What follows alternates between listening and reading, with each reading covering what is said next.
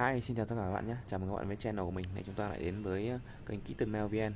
Hiện tại bây giờ đang là buổi sáng và trời cũng đã bớt lạnh rồi, mình đã cho bạn mèo Mon ra ngoài chơi. Bạn ấy rất là thích thú. Đấy, bạn mèo Mon đang đi tìm cái lá để ăn. Đó, bạn rất là thích ăn lá cây luôn. Và các bạn xem video thấy hay thì hãy nhớ like cái kênh của channel của mình nhé.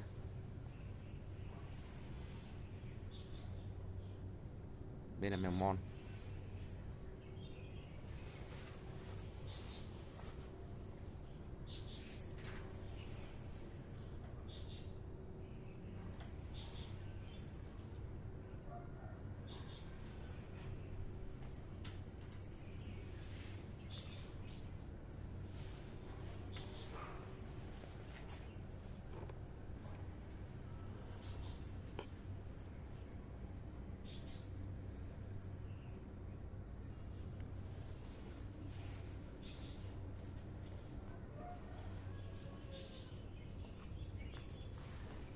Em này em Min đây.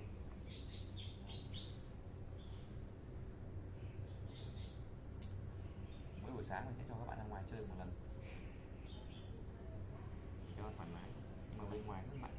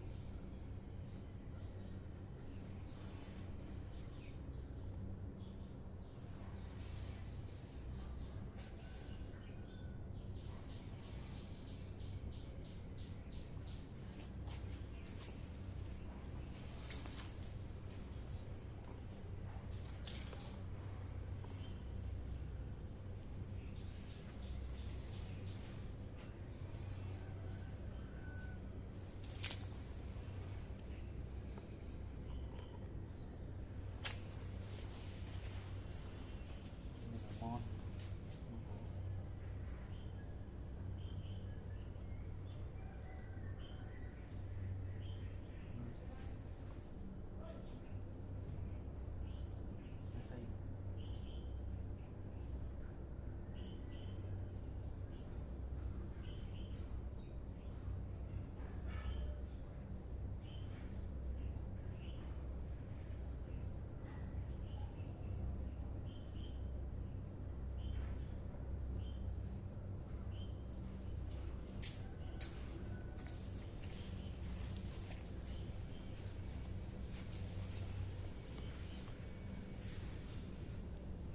Quay video ở ngoài trời nhìn các bạn gọi là cái màu lông đẹp hơn,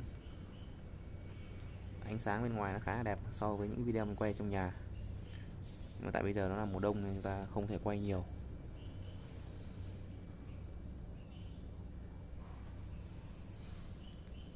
Mùa đông thì vào buổi sáng sớm khá là lạnh, chỉ có là từ khoảng 8 giờ sáng đổ lên thì có ánh nắng mặt trời nó sẽ bớt lạnh đi một chút.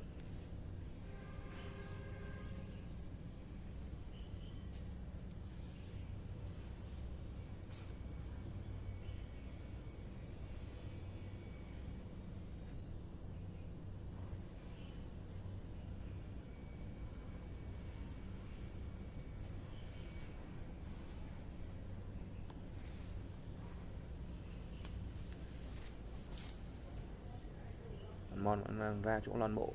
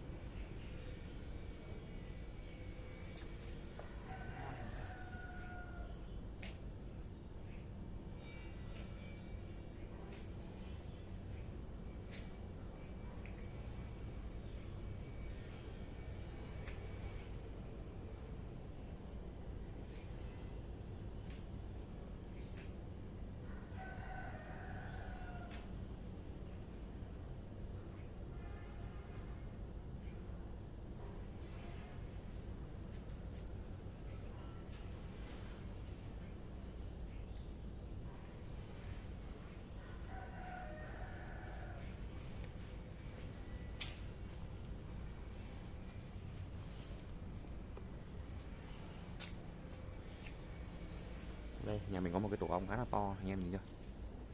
Tổ ong to chà bá luôn.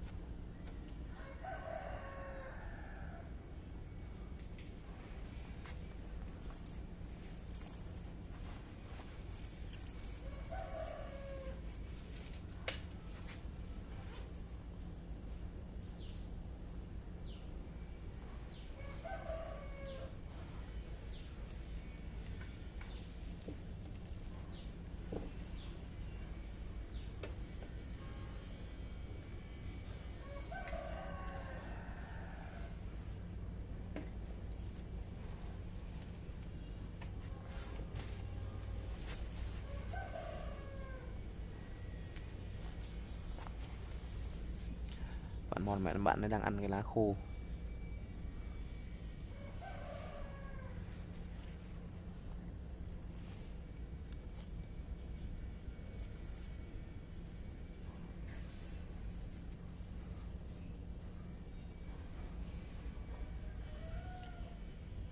Và các bạn xem video thấy hay thì hãy nhớ like, đăng ký kênh của channel của mình nhé. Xin chào và hẹn gặp lại các bạn trong clip sau.